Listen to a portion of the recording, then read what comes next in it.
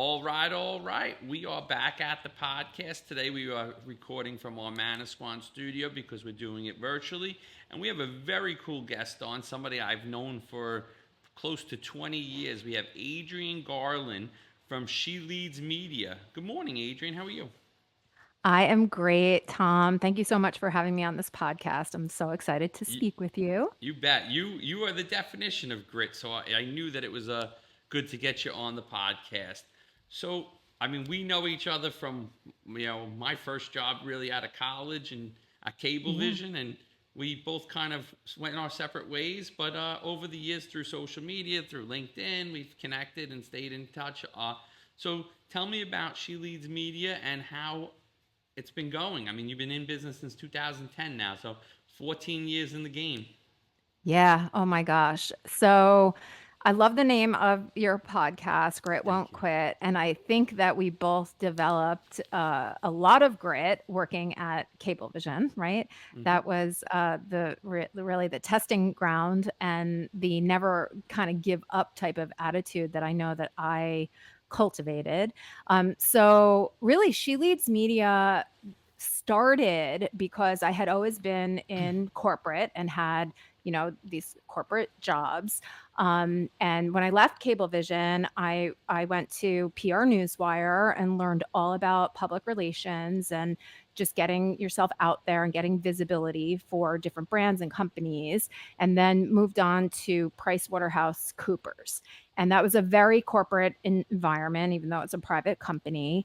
And when I sort of looked up at the leadership at PwC and really, the lives that they were leading, it was not something that I wanted for myself. So I decided to leave corporate Hmm. in 2010, and I had been very successful in my corporate life. But I decided to leave and start my own business. And I think I did what a lot of women entrepreneurs do, and we really lean into our expertise. So mine was in marketing. So I basically started a marketing consulting company. And what I didn't realize, duh, is that entrepreneurship is not easy. Okay. And I sort of struggled for the first couple of years. You really need to have, the right offers, the right structure, the right way of sort of engaging in projects. And when you have that corporate mentality and you try to translate that to being an entrepreneur, it doesn't translate, right? You cannot operate in the same way as a product manager at Cablevision and expect that to work as a business owner. Hmm. So I struggled a little bit, and I had this really good friend, Laura, who at the time was producing events for different companies. And I complained to her about how challenging entrepreneurship was, and she said to me, "Well, why don't we just do a conference where we ask successful women entrepreneurs how they did it? Like, let's have them teach us." And I said, "That's a really good idea." And so we did it. So we started a conference. At the time, it was called Woman Con, the Conference for Women. Uh-huh. And we asked really successful women entrepreneurs and business owners, what did you do in order to succeed? And over the years, it hasn't stopped since 2013. And actually, this year is the 10th anniversary of that very conference. We took 1 year off because of COVID. We did 1 year virtual, took 1 year off. But so this is our 11th year, but it's our 10th anniversary conference, which is a really big deal. That's So so in cool. addition, That's it's awesome. very cool. And just sort of being at PR Newswire and learning about the impact that live events, bringing people together, networking, sharing, growing, learning together, the impact that can have on yourself as an entrepreneur and also your business is unmatched. So, yeah, She Leads Media. Not only do we produce conferences, but we also produce podcasts for women entrepreneurs. I have my own podcast, the She Leads podcast. And we also do provide marketing and PR production I'm sorry, marketing and PR, strategic services to Hmm. mainly women-owned businesses. Awesome. That's so cool. Yeah, yeah, So it's very. now on the conferences, where are they held? And like, are they? Is it a 1 day conference? Is it a couple day conference? How does that work? Yeah, so always in New York City. We've Hmm. had other smaller events in, Long Island and in Westchester and in New York City, but primarily the conference takes place in New York City. We were doing so well before before COVID hit. We had almost 300 people attend our conference the year Wow, that's before great. COVID hit. Yeah. And so, after COVID, things are really different. And I think if you speak to anybody in the events industry, they would say the same thing. But and it's always been a full day, 1 day conference, and we host a VIP evening the night before, which is always held at something unique and different. And it's almost a thought from Cablevision days where we had those unique experiences for, I guess it was like our high level optimum customers. Hmm. We had a program at one time where we, provided them with unique experiences. And so the VIP evening is the kickoff, and it's always a unique experience. I always try to do something different and fun. And this year, for the 10th anniversary, we've actually expanded the conference to 2 full days with the VIP evening the night before. So it is going to be epic, epic. We are having the VIP evening on the day of the conference. The first night, we're doing a dinner cruise. It's really going to be spectacular. I'm so excited about it. That's awesome. Very cool. Yeah, yeah. Um, and now so getting into the grid of it all, like what are some of the hard parts of your job? What piece of information or advice can you give to an aspiring entrepreneur, be a female or a male? Like, kind of, you faced it all. 14 years in this fight. The event industry's changed. I would 100% agree with you. You've stayed in it. Probably when sometimes it could have been easier to go back and work in a corporate environment. Yeah. I mean, I think having grit is definitely all about never giving up, Hmm. but also changing what you're doing so that you can succeed. And I think that that is something that I've struggled with, because I, even to this day, hold in my head that there's a certain way to do things, Yeah. and it's very much based in a corporate mentality, and entrepreneurship has a completely different, mindset.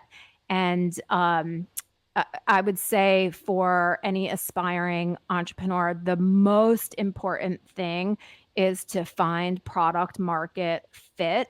If you don't have that, you are truly spinning your wheels, and it is so hard. So I don't know if you know this about me, Tom, but I actually teach. So I teach entrepreneurship at both NYU and at Rice University. Oh, very And cool.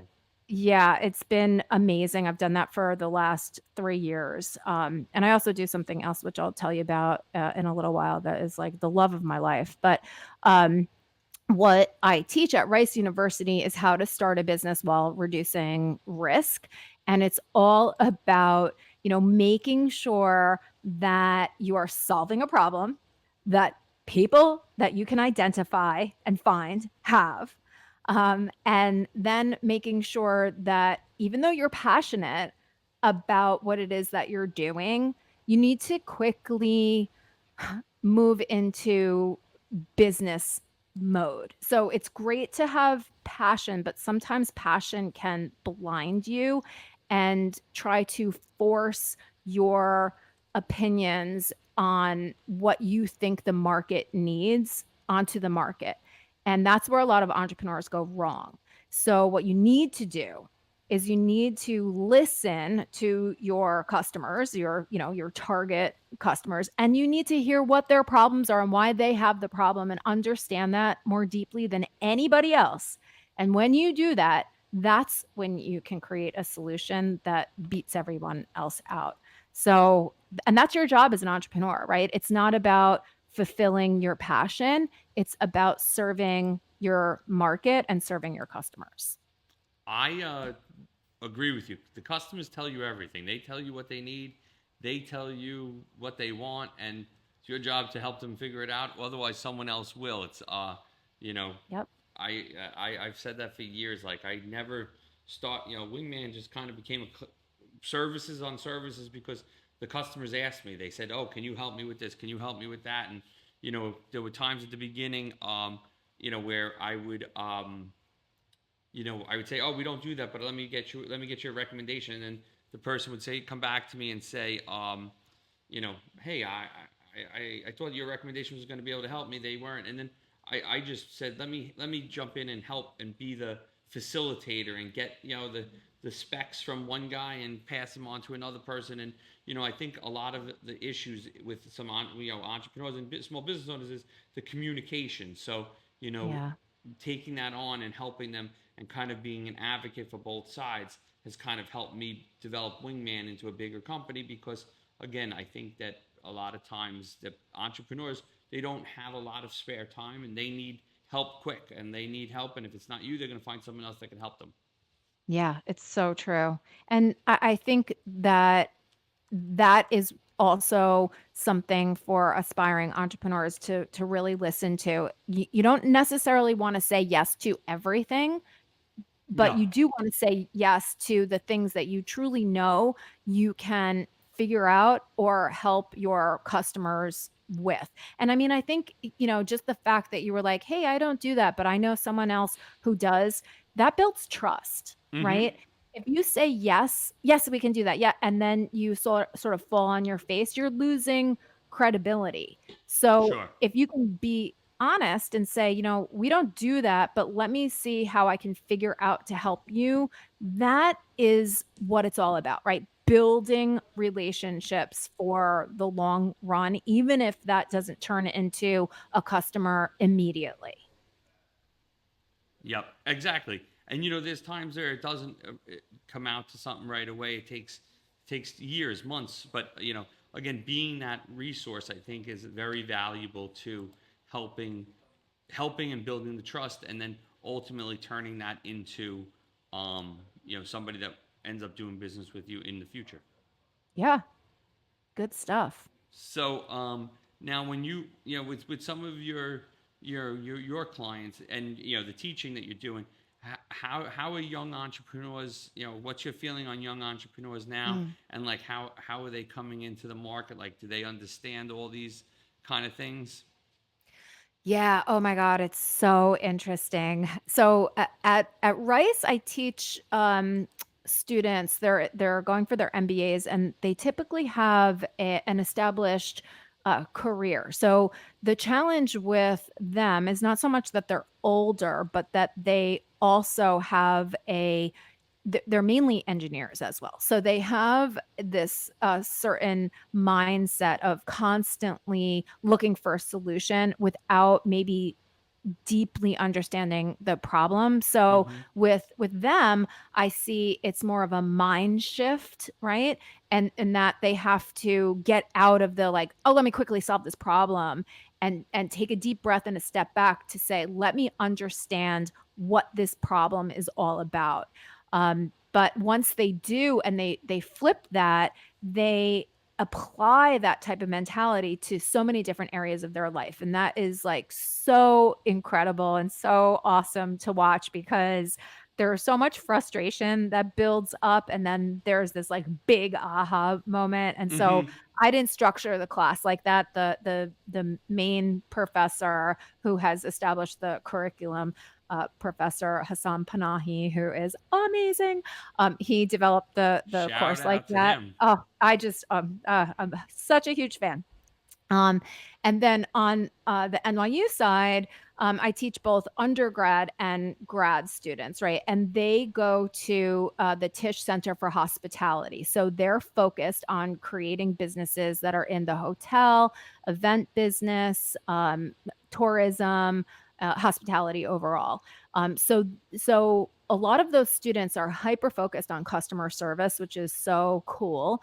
And then the undergrads, W Definitely, I've seen a change because I started teaching during COVID, and so they were thinking about things in a different way. Now, the students that are coming through were a little bit younger when COVID started, and all of them are so inspirational to me. I just love them so much because they think about the world in a different way than, than we do, right? They're a different generation, but Mm-hmm. they are not only thinking about what can I do to, make a profit and become, billionaires, right? Or Yep. we all want to be rich. But they're really thinking about their time and not stressing themselves out and doing something good for, people or the planet. And I have now I do this amazing thing with them that is somebody sort of showed me this, and I have them go out and find whatever it is, an article, a podcast, whatever they're interested in that's related to what we're learning about. And they present in a sort of structured way to me about how that article or timely podcast, how that relates to what we're learning. And it is fascinating what they come up with and what they talk about. And they are teaching me now. They teach me. So I think that I've been very surprised and I actually love it being more of a facilitator of the thought process. It's like the Socratic process, right? I love being that versus the person that gets up there and says, "This is the way you do it, kids." Yep. That's so old school. And this collaborative learning, I don't even know if that's a term, like the collaborative learning environment that I'm creating, I think is very entrepreneurial and I love it because I learn as much from them as they learn from me and we're all so excited like at the end of the class. It's so cool. Sure, that's awesome. That's So really good. great. So, and I think the world of entrepreneurs are changing, and I think that you like you say, you have to you're learning from them because they have a way to do it. Um, and I hope that they understand this grit won't quit mentality too, because it's hard out there. It gets hard. There's times where it's easier, and then there's times where it's tough. And I think that the world right now is looking for people that are going to be there too. Like there's a lot of entrepreneurs. There's a lot of people. When I bid against jobs, and they say, "Oh, their warranty's better," and I always say, "A warranty's as good as the person who's offering it. If they're not in business, the warranty doesn't exist anymore."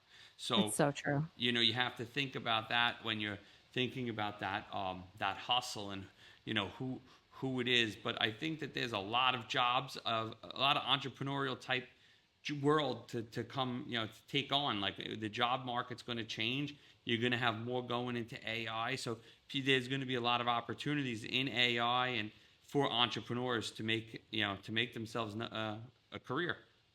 Yeah. And it's so funny. I one of the things that I see is there throughout all the classes, there will be ideas that come up and they come up over and over and over again.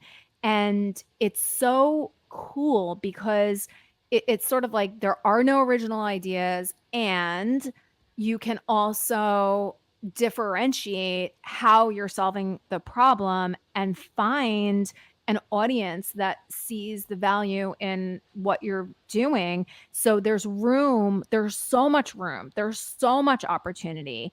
And I think if you have that mentality and apply this sort of like grit, don't quit attitude, I think that you're ultimately going to be successful. And one of the other things that is so hard is that everybody fails at something, right? It might not be like this failure where you fall on your face and you end up in the gutter. Maybe your new product launch doesn't work. Maybe you have a terrible client. Maybe there's been so many people that have come through the conference where they've actually gotten, scammed or taken advantage of, or something happened in Mm-hmm. their business where they lost a lot of money, right?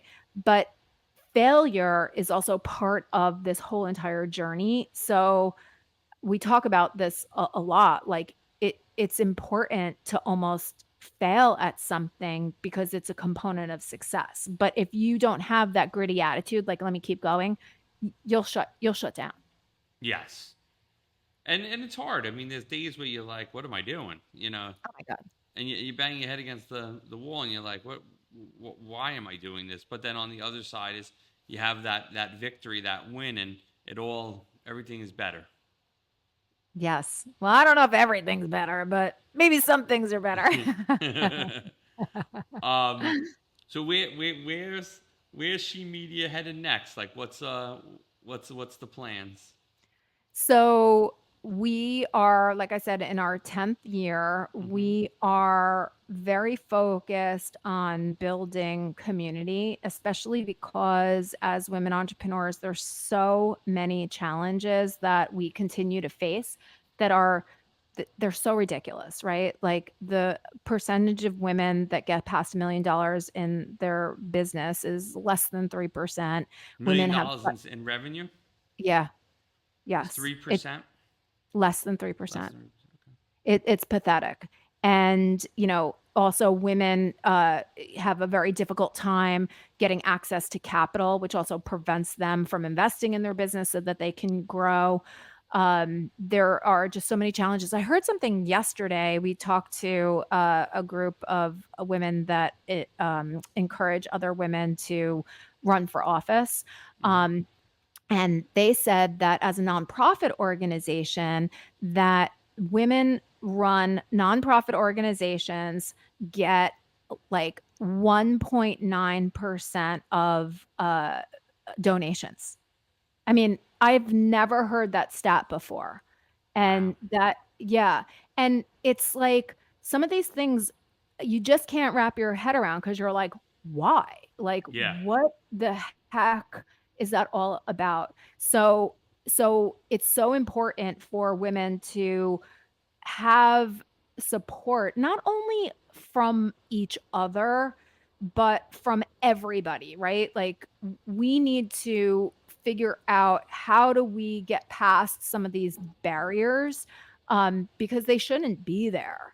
And you cannot go this alone. And so She Leads Media is very focused on building community, on bringing people together live in person, not to complain or to commiserate with one another, but to figure out what can we do to make change and uh, overcome these challenges. I am not about, and I do not want to even talk about anymore, what the problems are and how hard it is.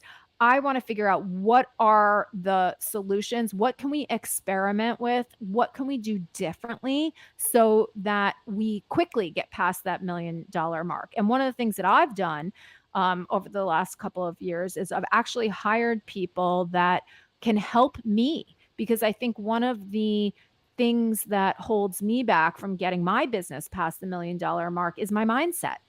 And I don't know what the heck that's all about or what all those blocks are, but I'm not even going to try and figure it out anymore because I've tried that and it doesn't work. So I've hired someone who's an expert in making events profitable, launching memberships, all of that, so that my business can get past that $1 million mark. And then I'm going to be the inspiration The for advocate the advocate for other women to show them how to do it too. that it's Because possible. yeah, and when women I read this stat on the plane, when women, earn a dollar from, whatever, their business, their job, whatever, they put like 80 to 90% of that money back into their family or their community. When men earn, a dollar, they put 30 to 40%. Those So losers. yeah, yeah, Tom, get these guys on board. So Listen, what I invest a lot more back into my businesses, so you know. you are an outlier. I don't fit into that stat, and I don't want. That's right. You Uh, don't fit into that stat. But so what the point is, it's not against men. It's when women earn more, they can do more Mm-hmm. for their families and for communities, and then, large on a larger basis for society and humanity overall. So that's why, women need to get their businesses past $1 million, because we do so much with the money that we earn. Fair. I, I'm stepping off of my high horse right now. I love it. I think that that's great though, and I think that you're a great person to be, leading this charge. You're passionate. You have a drive. So I think it's awesome that that's the case, and I want to see that number go up. I think that'd be great. That just is awesome. Yeah, it's needed. It's needed, and everybody wants nice things. We all want that. Well, I don't know if we all want a Louis Vuitton bag, but I you don't know, want one. I don't think I want one either. But we all want nice things, Sure, right? And sure, sure. and it's not saying that women don't buy themselves nice things, but they just really know how to uh use the funds for Mm-hmm. good, not just for themselves, but for everybody. So That's yeah, it's yeah. really important. It's important. And it's important for women to also partner together, not just with women, but with men as well, right? We're all in this together. We're all human beings living on this planet. And so Mm-hmm. that and that's actually something that I want to say. Um, she Leads Media is definitely focused on helping women, but it's not because my mission is to, elevate women above men and put men down or do anything like that at all. She Leads Media is about humanity and equality. And once we're sort of equal and on that equal playing field, let's go for it. But Mm-hmm. there's so many different things that are in women's way that are not in men's way. And that needs to change. And it's pathetic that it hasn't. Like, I just don't even get it. But that's a conversation for another day. All right. And on that, I mean, I hope that I hope that we can get to that equality, and I hope that you continue to help women entrepreneurs. And I love what you're doing with the school. Like that's awesome. Like that's really cool. Down the Thank road, you. I would love to teach entrepreneurship to students. Yeah, it's so great. It's so fulfilling. And when they come up to you and they just thank you for, changing the way that they look at things, it's like no money in the world can match that. Mm-hmm. Awesome. So as we wrap up this podcast today, you've been great. I loved this conversation. Let people know how they can find you if they're interested in finding you, your website, social media, everything like that. Well, thank you. And thank you for hosting this podcast, this amazing podcast, Tom. It's so great that you're highlighting women. Really, thank you so much for doing that and for having me on as a guest. Mm-hmm. People can find me and She Leads Media and the work that we do at sheleadsmedia.com. And from there, you can find everything. The name of my podcast, which I'd love for you all to listen to after you listen to all of the Grit Won't Quit podcasts, is called The She Leads Podcast, where we interview incredible women entrepreneurs and leaders and hear about their stories with no sugarcoating. We talk about real stuff. And the conference, which I would like to invite all women entrepreneurs to come to, is October 17th through the 19th in New York City. It's at an amazing venue called Civic Hall that does so much. It's actually, one of the investors is Craig Newmark from Craigslist. He's an amazing philanthropist. But that's where the She Leads 10th anniversary conference is going to be held. And you can find tickets right off of the She Leads Media website. And it's, like I said, it's going to be epic. So thank you so much for just having me here today, Tom. I truly appreciate this opportunity. Awesome. I'm so glad you came on.